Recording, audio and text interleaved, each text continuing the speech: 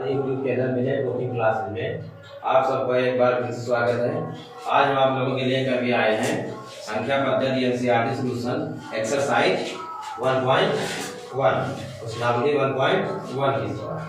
तो देखेंगे इसमें आपकी पहली सवाल जो दी हुई है, इसमें दिया है कि सिद्ध कीजिए शून्य एक परिमेय संख्या है। इसमें हमको आपको दर्शाना है कि क्या शून्य एक परिमेय संख्या है। इसका हम सलूशन देखेंगे। इसका उत्तर होगा हाँ, क्योंकि शून्य एक परिमेय संख्या है। जो डेफिनेशन परिमेय संख्या की है कि परिमेय संख्या ऐसी संख्या होती है जिसे हम p बटा q के रूप में लिख सकते हैं और जहाँ q नॉट इक्वल टू 0 होता है। तो अगर हम शून्य लिख रहे हैं तो हम लोग पता है कि हम इसका हर जो है एक मान सकते हैं। क्या मान सकते हैं? इसका हर एक मान सकते हैं, क्योंकि अगर कोई भी संख्या लिखी जाती है अगर उसका हर कोई कुछ नहीं होता तो उसको हम एक स्वतः मान लेते हैं, स्वतः मान लिया जाता है। तो शून्य दिया हुआ है, इसके हर को हम कितना मान सकते हैं? एक मान सकते हैं। तो परिमेय संख्या की परिभाषा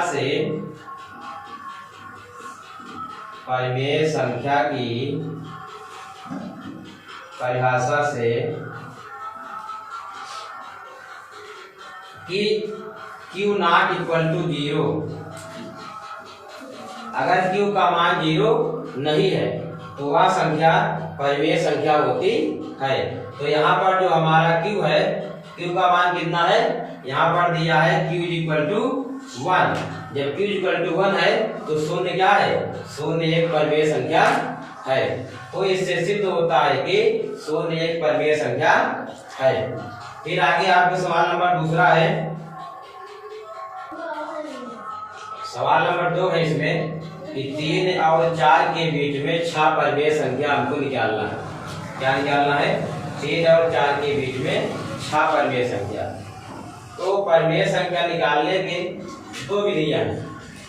पहली विधि जो है आप लोगों ने कक्षा 8 में पढ़ा होगा। पहली विधि जो है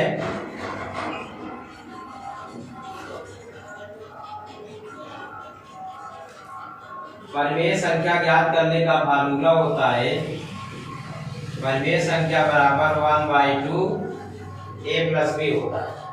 ये क्या है? परिमेय संख्या ज्ञात करने का फार्मूला है। ठीक, तो यहाँ पर हम a इक्वल टू मान लेंगे 3, b इक्वल टू मान लेंगे 4।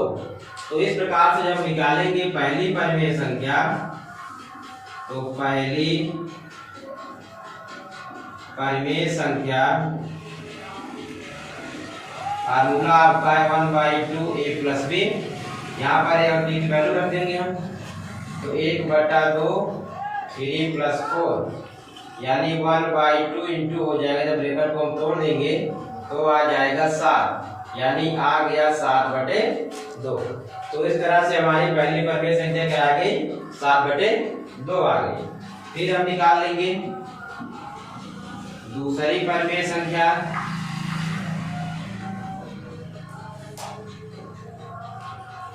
इसमें आप लोगों को ध्यान ये देना है कि जो हम a और b की वैल्यू मानेंगे, अब 3 और 4 को दोबारा नहीं मान सकते हैं। इसमें हम क्या करेंगे? एक वैल्यू को चेंज कर देंगे। तो मान लिया a इक्वल टू 3 और b इक्वल टू मान लिए 7/2। तो दूसरी परिमेय संख्या बराबर हो जाएगा, फार्मूला वही है 1/2 a + b। तो 1/2 हो जाएगा 3 + 7/2। इसको हम पहले सॉल्व करेंगे, इसका ले लेंगे एलसीएम। तो 1/2 ये हो जाएगा 2 गुणे 3 6 + 7/2 हो जाएगा। तो 1/2 इंटू 13/2 यानी जब इसका मल्टीप्लाई कर देंगे तो आ जाएगा 13/4 आ गया। ठीक, अब इसमें दो संख्या हम लोग निकाल चुके हैं। अब हमको निकालना है तीसरी परिमेय संख्या। तो तीसरी परिमेय संख्या जो, इसका भी फार्मूला वही रहेगा 1/2 a + b। अब यहाँ पर हम a इक्वल टू 4 मान सकते हैं और b इक्वल टू मान लेंगे 13/4। जब इसको हम रखेंगे फार्मूले पर तो आ जाएगा 1/2 4 प्लस 13/4, इसका पहले एलसीएम लेंगे तो आ जाएगा 1/2, 4 चौक 16 प्लस 13/4, ये हो जाएगा 1/2 इंटू 29/4, यानी आ गया 29/4 दूनी 8। ये तीसरी परिमेय संख्या आपकी आ गई। अब देखिए इसमें जो है उत्तर आपके थोड़ा भिन्न हो सकते हैं, क्योंकि जो ए और बी की वैल्यू है हमने कुछ माना और कोई कुछ मान के लगा सकता है। ठीक, इसी प्रकार हम निकालेंगे चौथी परिमेय संख्या। कौन सी निकालेंगे? चौथी परिमेय संख्या निकाल लेंगे। जब चौथी परिमेय संख्या निकालेंगे तो सब कुछ वही है। चौथी परिमेय संख्या मान लीजिए, मान ले रहे हैं a = 4 मान लिए, b = मान लिए 7/2, b = मान लिए कितना 7/2। जब 7/2 मान लेंगे तो फार्मूला वही है, यानी 4 प्लस 7/2, इसका भी पहले एलसीएम निकालेंगे तो हो जाएगा 1/2 2 चौक 8 प्लस 7/2, यानी 1/2 इंटू 15/2 हो जाएगा। ये आ गया 15/4। ये चौथी परिमेय संख्या आ गई। फिर इसी प्रकार हम निकाल लेंगे पांचवी परिमेय संख्या।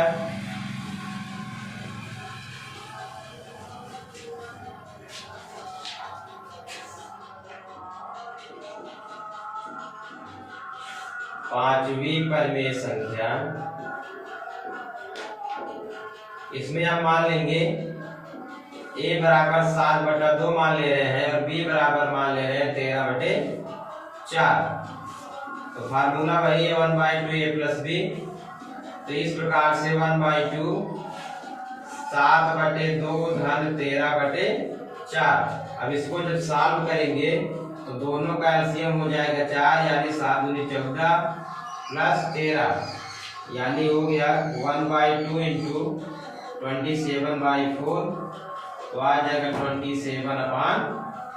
ये हो गया पांचवी परिमेय संख्या। इसी प्रकार से हम निकालेंगे छठी परिमेय संख्या।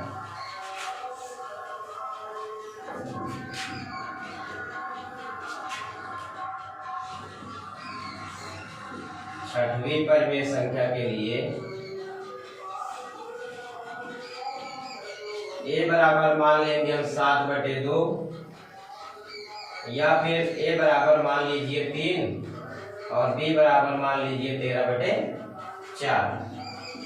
तो 1/2 3 प्लस 13/4, इसका पहले से निकालेंगे तो 1/2 इंटू हो जाएगा 4 के 12 प्लस 13/4, यह आ जाएगा 1/2 इंटू 25/4, तो आ गया 25/8। इस प्रकार से हमको 6 संख्याएं मिल गई।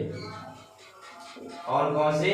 पहली पर 3 और 4 के बीच में पहली परिमेय संख्या 7/2, दूसरी परिमेय संख्या 13/4, तीसरी परिमेय संख्या 29/8, चौथी परिमेय संख्या 15/4, पांचवी परिमेय संख्या 27/8 और छठी परिमेय संख्या 25/8। इसकी दूसरी विधि जो है इसको हम पहले सॉल्व करेंगे।